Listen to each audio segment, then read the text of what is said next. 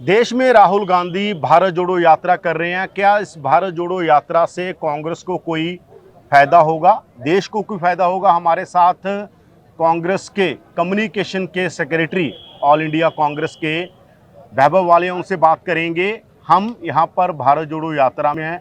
हमारे पीछे आप देख सकते हैं, यहाँ पर एक पूरा कैंप, यहाँ पर जब स्टे होती है तो कैंप में लोग डटे हुए हैं। हमारे साथ हैं वालिया साहब, बात करते हैं। जी स्वागत जी है जी वालिया जी साहब, बहुत जी जी बहुत। जी धन्यवाद धन्यवाद। तो सबसे पहले आप ये बताइए कि शुरू से लेकर अब तक, जब आपने कन्याकुमारी से शुरू की यहाँ तक, जी कितना रिस्पांस मिला, कैसा रिस्पांस मिला यात्रा में?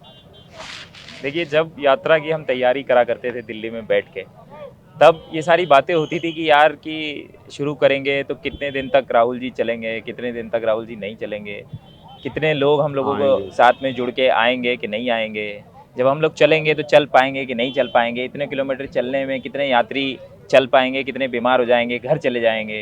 ये सारी शंकाएं और सवालों के बीच में भारत जोड़ो यात्रा हम लोगों ने सितंबर 7 को कन्याकुमारी से शुरू करी। हम्म। और मैं आपको बता सकता हूं कि जितनी हम लोगों को उम्मीद थी हम्म।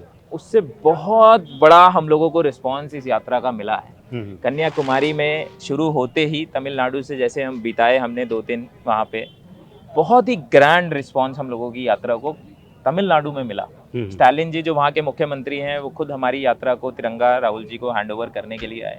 और उसके बाद से कांग्रेस कार्यकर्ताओं का जो एक जुनून था, कि जो इंतजार कर रहा था कांग्रेस का कार्यकर्ता कि कब हमारे नेता निकल के सड़क पे आएंगे और इस लड़ाई को फ्रंट फुट पे लड़ेंगे, उन सबको जैसे जो वो चाहते थे वो मिल गया। और उसके बाद में हम लोग केरला में गए। केरला में हमारी पार्टी बहुत मजबूत है, कैडर बेस्ड हम लोगों का वहाँ पे एक ऑर्गेनाइजेशन है जो कि एक बहुत मजबूत है। हर एक जगह पे जहाँ हम केरला में गए वहाँ पे हुजूम लोगों का देखने लायक था। कोची में जिस दिन हम पहुंचे, लाखों लोग सड़कों पे थे, जिसके विजुअल्स बहुत वायरल हुए, लोगों ने देखे। उसके बाद में हम लोग वहाँ से निकले तो कर्नाटका आए, जहाँ पे आज के समय में मैं आपको बता सकता हूँ कि वहाँ के लोग 40% सरकार से इतने ज़्यादा परेशान हैं। वहाँ भाजपा की सरकार है, पहला राज्य था जो हम भाजपा शासित राज्य में आए। उससे पहले भी भाजपा वाले कहने लगे कि भाई कि जब हम भाजपा की किसी राज्य में जाएंगे तो आप देखिएगा इन लोगों को ये होगा, इन लोगों के ऊपर लोग, जनता ये करेगी, पत्थर मारेगी, ये करेगी, वो करेगी। लेकिन जितना वहाँ पे भी प्यार हम लोगों को मिला, जो हमारी वहाँ पे रैलियाँ हुई, हमारी बेल्लारी में रैली हुई, हमारी रायचूर में रैली हुई, उनमें जो हुजूम था लोगों का वो देखने लायक था। सड़क पे जब भी हम निकलते थे उसके ड्रोन शॉट्स आप उठा के देख सकते हैं, क्या वहाँ पे विजुअल्स थे। वहाँ से हम आंध्रा में आए, आंध्रा जहाँ पे कि हम लोगों का कोई, लोग कहते हैं कि जी कांग्रेस आंध्रा में 0 सीट है हम लोगों की विधानसभा में, उसके बावजूद सड़कों पे हमारी यात्रा को लेके जो मैसेज हम लोग लेके जा रहे हैं, नफरत छोड़ो, भारत जोड़ो, बेरोजगारी के खिलाफ, महंगाई के खिलाफ, उसको लेके लोग अपने आप सड़क पे आए। और हर जगह पे बहुत बढ़िया, आंध्रा के दौरान हम 2 दिन रहे, बहुत बढ़िया वहाँ पे हमारा माहौल रहा। वहाँ से यात्रा निकल के फिर तेलंगाना में आई। तेलंगाना में बाई इलेक्शन भी चल रहा था, उसके बीच में हमारी यात्रा थी। और सरकार ने पूरा अपनी तरफ से जोर लगाया कि किसी भी कर से इस यात्रा को जितना दबा सकते हैं दबाएं। उसके बावजूद हमारी यात्रा को वहाँ पे भी बहुत अच्छा रिस्पॉन्स मिला। अच्छा, ये बताइए, जो मैंने कहा कि भारत को क्या फायदा होगा इससे, और कांग्रेस को बहुत क्या फायदा होगा। 2024 में कोई मतलब बन रही है बात? क्योंकि आपके लीडर कहते हैं ये तो पॉलिटिकल यात्रा नहीं है, ये तो भारत की यात्रा है, लोगों की यात्रा। पॉलिटिकल तो है पर देखिए, वो इसलिए चुनावी यात्रा इसलिए नहीं है। कहते हैं कि हम इसको 2024 के लिए वोट मांगने के लिए हम सड़कों पे नहीं निकले हैं। हम लोगों से जब मिलते हैं तो हम उनसे ये नहीं कहते हैं, राहुल जी उनसे ये नहीं कहते हैं कि भैया मैं आपके पास में हाथ जोड़ के आया हूँ, आप जो है हमारे को 2024 में, क्योंकि मैं आपके पास आया हूँ, वोट देना। हमारी ये मांग नहीं है।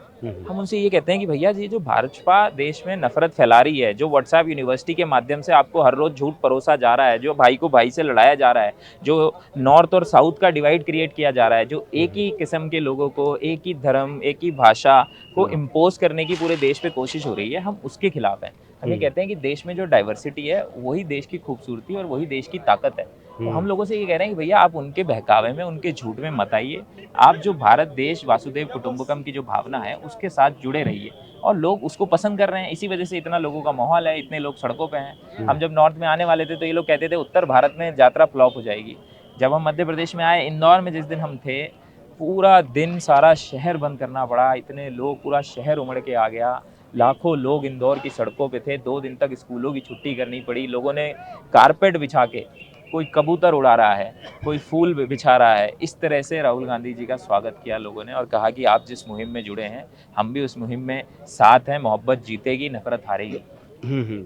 तो ये जो एलिगेशन आपका हमेशा रहता है कांग्रेस पार्टी का या किसी भी पॉलिटिकल पार्टी का मीडिया के ऊपर कि आप कम्युनिकेशन देख रहे हैं, मैं इसलिए आपसे पूछ रहा हूँ कि जी कांग्रेस को उतना स्पेस नहीं मिलता मीडिया में जितना बीजेपी को मिलता है। नहीं मिलता तो यहाँ है पर नहीं किस मिलता तरह का है। आप रिस्पॉन्स देखो रहा ना, मीडिया आज का के समय पे पूरे देश में कैसे रहा आप ये response? समझो यादविंदर जी कि आज के समय में पूरे देश में सबसे बड़ा पॉलिटिकल मूवमेंट ये है।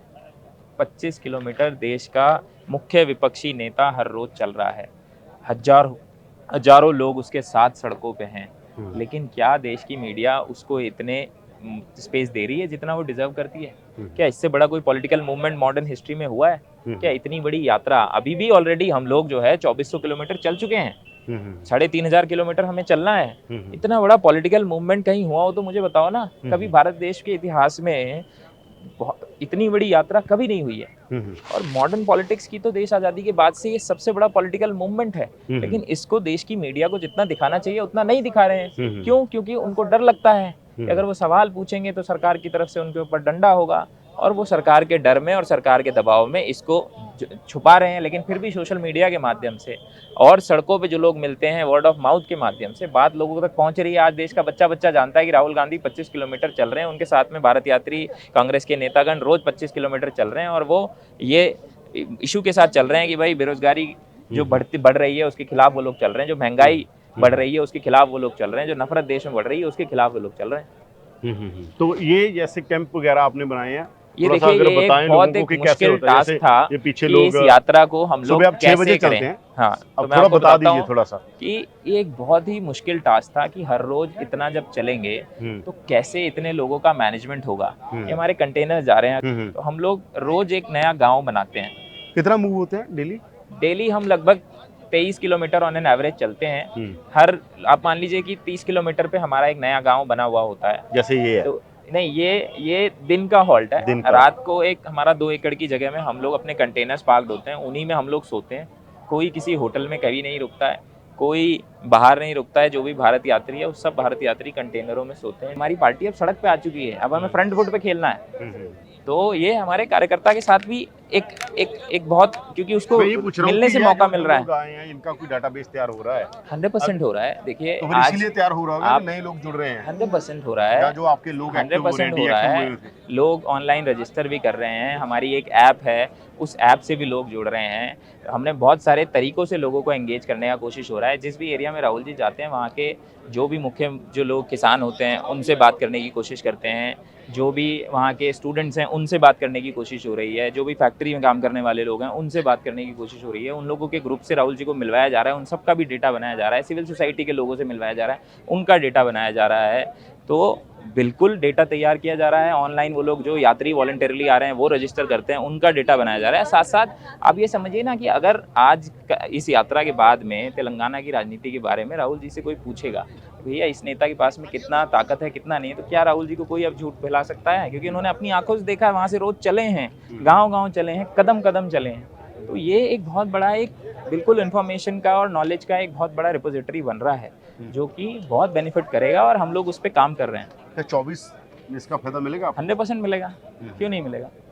लॉन्ग टर्म इसका और ज़्यादा फायदा मिलेगा, लेकिन ये बिल्कुल उसको ओरिएंटेड काम नहीं हो रहा है कि 24 के ओरिएंटेड बात हो, क्योंकि ये एक लॉन्ग टर्म लड़ाई है। ये जो लड़ाई है ये देश की संस्कृति को, देश की सोसाइटी में जो ये उन्माद फैल रहा है उससे लोगों को बचाने की लड़ाई है। ये पीढ़ियों की लड़ाई है। आज जो बच्चा ये विटनेस कर रहा है जो देश में होता है कि ये एक पर्टिकुलर धर्म का है, इसलिए बेटा इसके साथ में ये गलत है, ये खराब लोग हैं, तो ये वो बच्चा उसको लेके बड़ा हो रहा है। जब वो बड़ा होगा तो किस भावनाओं के साथ में वो बड़ा होगा, तो ये एक आने वाली पीढ़ी की लड़ाई है जो है। तो ये इस वजह से बहुत महत्वपूर्ण है, और इससे लॉन्ग टर्म देश को बहुत बेनिफिट होगा, कांग्रेस पार्टी को भी बेनिफिट होगा, और इसमें भी हमारे को 2024 में भी फायदा होगा। धन्यवाद आपका, बहुत बहुत धन्यवाद। कोई चक्कर नहीं। तो ये थे वालिया साहब जो यहाँ पर कम्युनिकेशन देखते हैं, और इनका कहना है कि इस यात्रा से कांग्रेस को तो फायदा होगा ही होगा, पर बेसिकली भारत को फायदा होगा, देश को फायदा होगा। इसी तरह की खबरें और स्टोरीज को देखने के लिए हमारे फेसबुक पेज को लाइक करें, फॉलो करें और यूट्यूब पर हमारे चैनल को सब्सक्राइब करें।